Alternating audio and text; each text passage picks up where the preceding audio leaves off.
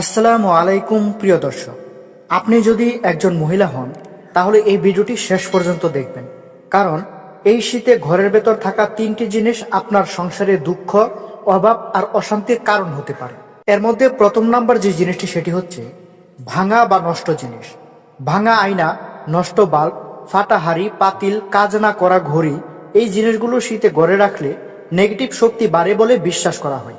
এতে সংসারে অশান্তি, টাকার অভাব, মন খারাপ লেগে থাকা বাড়তে পারে। তো সমাধান হচ্ছে, যেগুলো ঠিক করা যাবে না আজই ঘর থেকে বের করে দিন। পুরনো ও ময়লা কাপড়। অনেক মহিলা শীতে পুরনো, ছেঁড়া বা ব্যবহার না করা কাপড় জমিয়ে রাখেন। এতে বলা হয় রিজিক কমে যায়, বরকত উঠে যায়, মন সবসময় ভারী থাকে। যেগুলোর দরকার নেই দান করে দিন বা সরিয়ে ফেলুন। দান করলে আল্লাহ বরকত বাড়িয়ে দেন। 3. অগোছালো বিছানা ও ঘর। শীতে আলসেমির কারণে অনেকেই বিছানা গোছায় না, ঘর এলোমেলো রাখেন।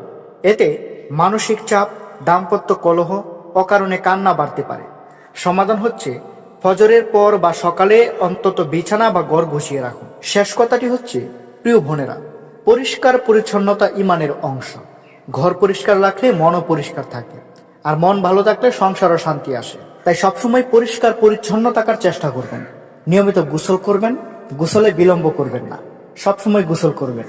গোসলে যদি আপনি বিলম্ব করেন তাহলে আপনার শরীর স্বাস্থ্য খারাপ হতে পারে, এবং আপনি যদি ফরজ গোসল অবস্থাতে ভর্তি হন তাহলে এর জন্য আপনার গুনাহ হতে পারে। তাই অবশ্যই নিয়মিত গোসল করবেন, পরিষ্কারভাবে ভালোভাবে ফরজ গোসলগুলো, এবং আপনার যদি গোসল ফরজ হয় সেটা আদায় করবেন। তো আল্লাহ তাআলা আমাদের সবাইকে রিজিকে বরকত বাড়িয়ে দিক, সংসারে শান্তি এবং সুখ দিয়ে সমৃদ্ধ করে দিক। সকলে ভালো থাকবেন, সুস্থ থাকবেন। আজকের ভিডিও এখানে শেষ করতে হচ্ছে। আসসালামু আলাইকুম। আল্লাহ হাফেজ।